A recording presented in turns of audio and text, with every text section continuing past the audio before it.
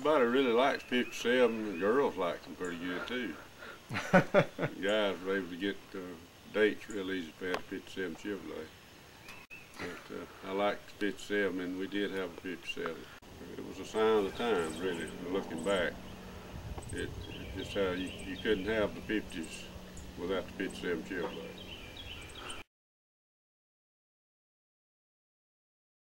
So how popular was the 57 when it first came out? Well, the 57, when it first come out, was one of the most popular cars on the road. Hardly I ever go out and somebody wants to know, is it for sale? They'll pull up beside me in traffic and mouth the words, is it for sale? Through their car. They'll leave notes on the windshield, or they'll just come up to me when I'm putting gas in it. Or like, you know, if we, like the other night we went to the movie, we come out of the movie and you see people in the parking lot staring at it, and people driving by and stopping and looking at it. So yeah, I drove a 57 Chevrolet when I was in high school, you know, almost 30 years ago, and it got the same attention then, and it wasn't, you know, it was half its age. So they brought out a 57 Chevrolet fuel injected, and it was about the fastest thing around. Everybody wanted one, and the looks of them were just, well, just unique. Everybody liked them. When they got a 57, they really had it right, and it just really reflected the mood of the country at the time, the style. It was the perfect amount of chrome and style without going too far. I mean, a lot of cars in the 50s just went nuts with chrome, and they just overdid it, and then it looked gaudy, and that's what happened with the 58 Chevrolet. So I think it was just they finally got the right amount of style and chrome and performance, and that's why it's so popular. The 57 had the fins, and it just... Why is the 57 one of your favorite cars? 57 is my favorite car of all time. Why? I think it's probably because it's just about everybody's favorite car. They just like that 57 look. And you go, and I remember going to the drive-in restaurants like Shoney's was one that had a drive-in that you could pull up and order your food. And the Varsity in Atlanta, you'd go over and you'd always see 57s pulled in there. The guys buying food for the girlfriend. For 57 Chevrolet, and I don't know how you quantify this, but I've heard it said it's the most recognizable antique car among people who aren't antique car people. The average person will see this car and go, oh, that's a 57 Chevrolet.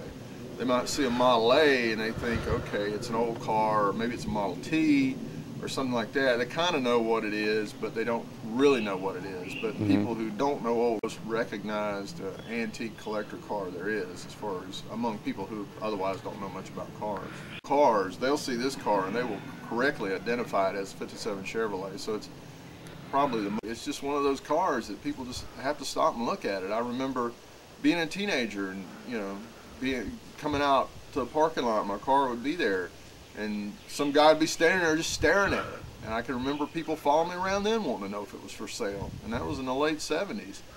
So it's just always been popular, and it always just attracts a lot of attention. People just stare at it and want to talk about it.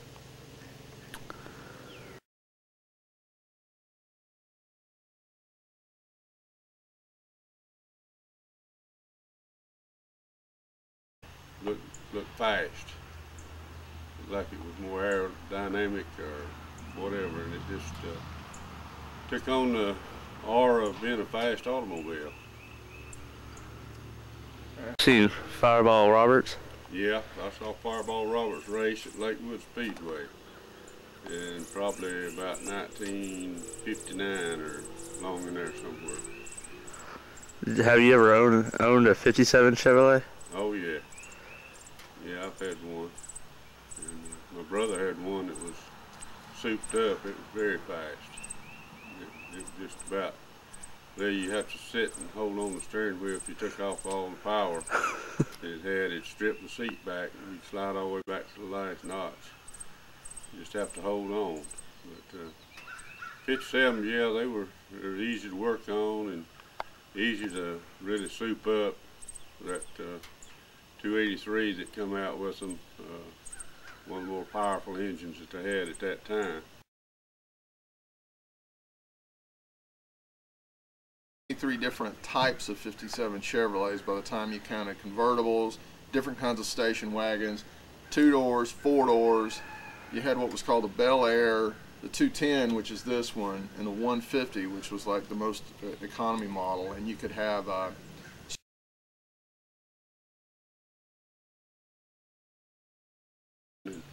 they had a lot of new features on them, a lot more chrome, and they just looked sharp. They come out with some real nice Bel Air sport coupes and things like that. That was just real neat for people to have, especially the young people in those days. So it was special options for the radio that automatically seeks signals. They had a thing called an autotronic eye that would automatically dim the lights. Automatic transmission was still fairly new for cars then, and so they had an option for simple automatic transmission. Fancy chrome tissue holders and things of that nature, a lot of little stuff. But the